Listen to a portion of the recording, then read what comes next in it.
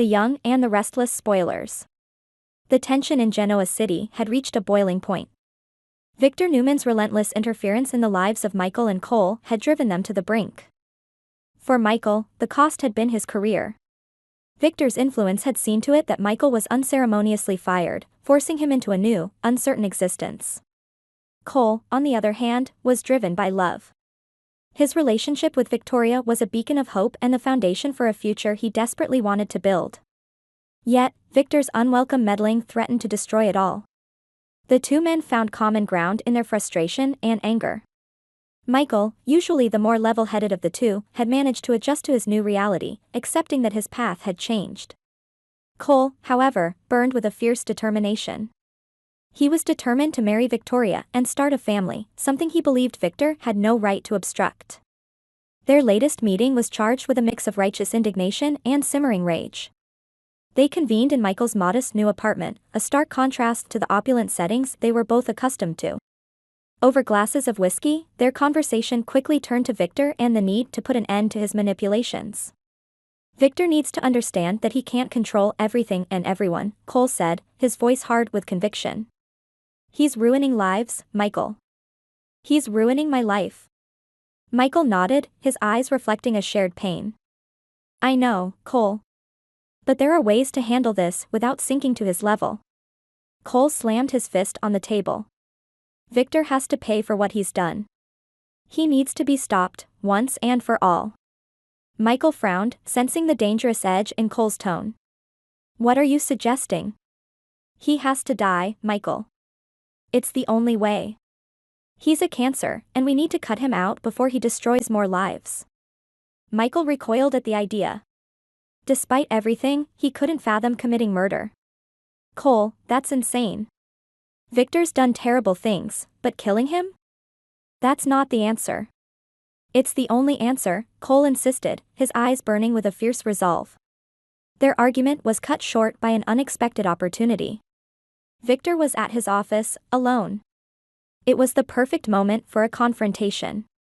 Without another word, they left Michael's apartment, their minds set on forcing Victor to face the consequences of his actions. As they arrived at Newman Enterprises, the atmosphere was thick with anticipation. They stormed into Victor's office, finding him alone and caught off guard. The look of surprise on Victor's face quickly turned to one of smug defiance. What are you two doing here? Victor demanded, his voice dripping with disdain. We're here to make you understand the damage you've caused, Cole spat, stepping closer to Victor's desk. Michael stayed back, his mind racing with doubts. He didn't want things to escalate, but Cole was beyond reasoning. The confrontation quickly grew heated, with accusations and threats flying across the room.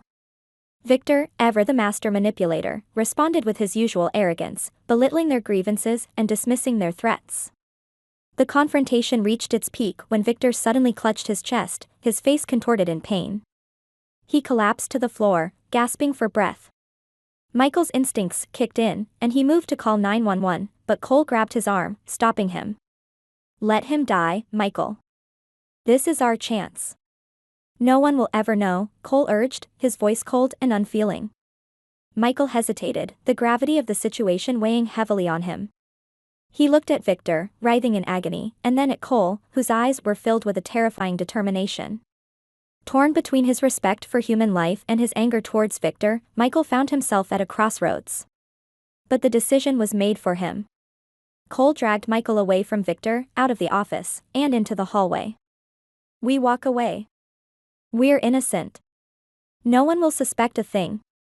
Michael's mind was a whirlwind of conflicting emotions. As they left the building, the reality of what they had done, or failed to do, settled in. They had left a man to die, and no matter how justified their anger, it felt wrong. Hours passed like years as Michael wrestled with his conscience. He couldn't shake the image of Victor lying helpless on the floor. Eventually, his guilt became too much to bear. Without telling Cole, he returned to Newman Enterprises. When Michael arrived, he found Victor's office dark and empty. Panic surged through him. Had Victor died? Was he too late?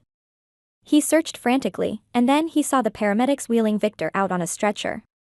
A cleaning staff member had found Victor and called for help. Michael's relief was palpable, but so was his dread. Victor was alive, but barely. The paramedics informed Michael that Victor had suffered a severe heart attack and was in critical condition.